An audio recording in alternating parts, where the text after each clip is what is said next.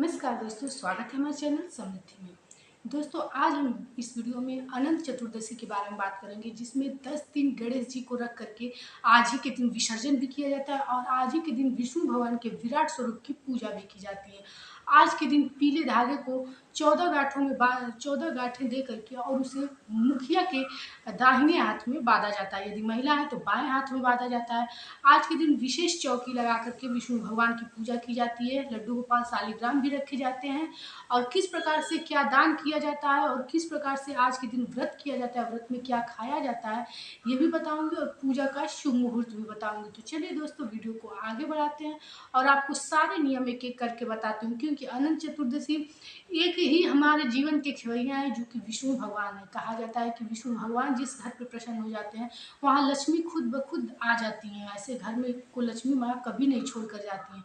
तो अनंत चतुर्दशी जो कि चतुर्मास के मध्य पड़ता है, तो आज के दिन कौन कौन से कार्य जरूरी होते हैं और किस प्रकार से आप लोग को हवन करना चाहिए। देखिए, हवन दो प्रकार से भगवान को आप भोजन करा सकते हैं, एक तो ब्राह्मण के मुख से और एक अग्नि के मुख से। तो किसी भी छोटी या बड़ी पूजा के बाद हवन छोटा सा स्वयं से ही, हमेशा जरूरी नहीं है कि आप अपने घर ब्राह्मण को बुला करके ही हवन कराएंगे, लेकिन कभी भी छोटी पूजा करें या बड़ी पूजा, हवन उसके बाद अवश्य करें। तो चलिए दोस्तों, एक एक करके आप लोग को सारी बातें समझा देती हूँ। वीडियो यदि अच्छी लगे तो आप लोग एक लाइक कीजिए, क्योंकि आपके लाइक हमें बहुत हिम्मत देते हैं, और चैनल पे नए हैं तो सब्सक्राइब भी कीजिए। अनंत चतुर्दशी जो कि भाद्रपद मास में पड़ती है। अनंत चतुर्दशी के दिन विष्णु भगवान के विराट स्वरूप की पूजा करनी चाहिए। इसके लिए सबसे पहले आप लोग सुबह सवेरे जग जाइएगा, गंगा जल डाल के आज के दिन स्नान किया जाता है। इसके बाद से पीले चीज़ों का दान किया जाता है। कभी भी दान वाली चीज़ें स्नान के तुरंत बाद स्पर्श करनी चाहिए। तो पीले फूल, पीले फल, पीली मिठाई, पीले वस्त्र, किसी भी चीज़ को जितनी आपकी स्थिति हो उस अनुसार कुछ भी एक चीज़ आप लोग स्पर्श करके और दान कीजिए। ऐसा यदि यदि घर का पूरा सदस्य करे तो ज़्यादा बेहतर होगा। तत्पश्चात आज के दिन यदि आप लोग व्रत रहते हैं तो फल खा करके रहा जाता है, और शाम के समय मीठा भोजन, पूरी खीर आज के दिन पक्का भोजन घर में बनता है। तो पूरी खीर आज के दिन घर में जरूर बनाए। सेवई एक होता है जो पतले पतले होते हैं दोस्तों, हो सकता है आप लोग ना जाने। एक बार ये चीज़ मैं यहाँ कहना चाहूँगी कि अपने घर के नियम पर अवश्य ध्यान देना चाहिए। हो सकता है खीर भी बने, हो सकता है सेवई भी बने, ये अलग अलग जगहों का नियम होता है। तो जो आपके घर में नियम हो वही करें। और यदि अनंत चतुर्दशी किसी भी कारण आपके घर में नहीं सहता है तो नया में मनाने की ज़रूरत नहीं है, क्योंकि जो चीज़ नहीं सहता है वो नया सिरे से शुरू नहीं करना चाहिए। तो दूसरी चीज़, आज के दिन एक चौकी लगा करके उसमें यदि विराट स्वरूप की, यदि आपके पास विष्णु भगवान की प्रतिमा है तो उसको रख करके सबसे पहले गौरी गणेश की पूजा की जाती है। उसके बाद से पंचोपचार विधि से विष्णु भगवान की पूजा की जाती है। पीले चंदन, पीले फूल से सजाया जाता है। पंचामृत भी चढ़ा सकते हैं आप लोग, और पीले फूल, पीले फल भी आप लोग चढ़ा सकते हैं। पीली मिठाई, लड्डू, केला भी चढ़ाया जाता है। और जो घर पे पक्का भोजन बना है, इस पूजा में यदि आपके पास लड्डू गोपाल शालिग्राम है उनको भी रख दीजिए। यदि आप अपने घर में पक्का भोजन आज बनाते हैं उसको सफाई से बनाइएगा, क्योंकि आज के दिन उसी का भोग लगाया जाता है विष्णु भगवान को। इसके बाद से जो मैंने बताया कि आज के दिन एक धागा बांधा जाता है जो 14 गांठों का होता है। एक कच्चा सफ़ेद धागा होता है जिसको पीले हल्दी में डुबा करके उसमें 14 गांठें दी जाती हैं विष्णु भगवान का मंत्र बोलते हुए। इसके बाद से यह मुखिया के दाहिने हाथ, यदि पुरुष है तो दाहिने हाथ में और महिला है तो बाएं हाथ में ये बांध दिया जाता है। कहा जाता है इससे घर में सुख शांति समृद्धि आती है। कुछ भी कार्य जो घर का मुखिया करने जाता है तो वो कार्य सफल होता है। इसलिए ये 14 गांठों वाली रस्सी आज के दिन बांधी जाती है। उपवास है तब कुछ भोजन नहीं करेंगे, शाम के समय भोजन करेंगे। जो लोग उपवास नहीं रहते हैं वो लोग विष्णु भगवान की पूजा के बाद भोजन कर लेते हैं। यही भोजन सभी लोग करते हैं। तो आप लोग इस प्रकार पूजा करके उसके बाद से हवन अवश्य कीजिएगा, और जब लास्ट में विष्णु भगवान की पहले आरती कीजिएगा तो कोशिश कीजिएगा कि घर का प्रत्येक सदस्य उस आरती में शामिल हो जाए।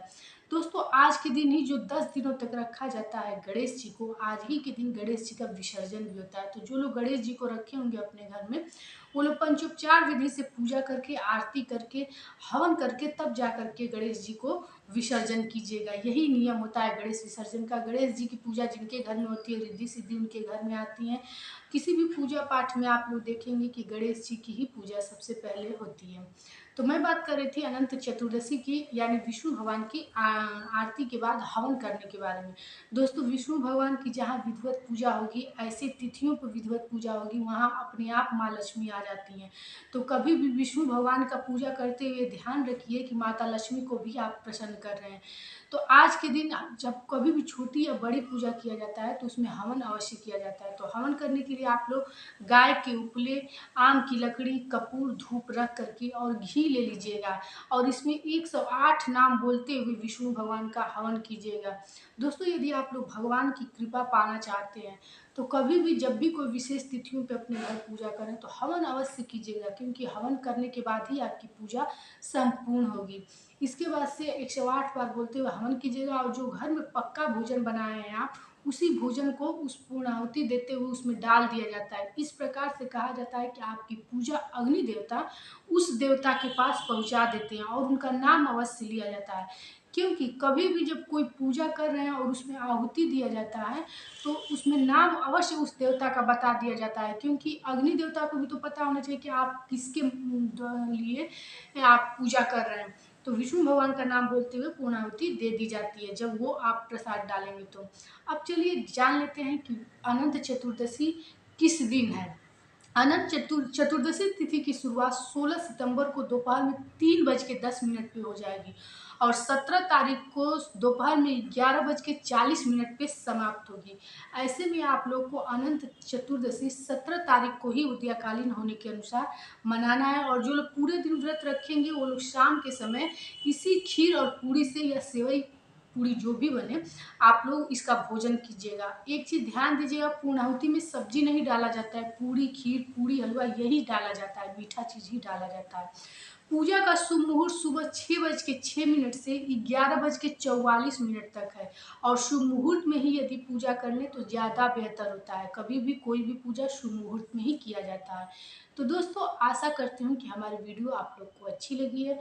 पूरी वीडियो आप लोग देखा कीजिए ताकि कोई भी ऐसी बातों से आप लोग वंचित न रह जाएं जो कि आप लोग किसी भी पूजा पाठ में गलती करें। तो फिर मिलते हैं एक नई जानकारी के साथ। चैनल पर नए हैं तो सब्सक्राइब कीजिए, लाइक कीजिए। धन्यवाद।